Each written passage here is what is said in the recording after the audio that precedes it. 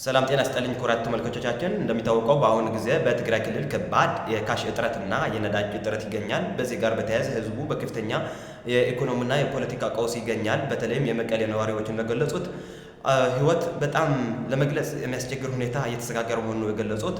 የትራንስፖርት እጥረት አለ፣ ምክንያቱም ነዳጅ የለም በማለት ትራንስፖርት የተጓጎሉት ነው። ባሰቡት ጊዜና ሰዓት ወደ አሰቡበት ቦታ ሊደርሱት አልቻሉም። ስለዚህ ይህን በህይወታቸው ከፍተኛ ቀውስ እያሳደረ ይገኛል። በተለይም ከመቀሌ ወደ አድግራት፣ አድዋ፣ ሽሬ እንዲሁም ማይጨው ይንቀሳቀሱ የነበሩትን የትራንስፖርት በመዘጋቱ ምክንያት እና ዋጋ በመጨመሩ ህዝቡ በከፍተኛ ችግር ውስጥ ይገኛል። ይበል እንዲህም እንዳለ የካሽ እጥረት በመኖርና የሲቪል ሰርቪስ ወርሃዊ ክፍያ በመቋረጡ ህዝቡ በከፍተኛ ኢኮኖሚ ችግር ውስጥ ይገኛል። ስለዚህ የፌዴራል መንግስት ይህን ተገንዝቦ በአጭር ጊዜ መፍታት እንዳለበት የመቀሌ ከተማ ነዋሪዎችን ገልጸዋል።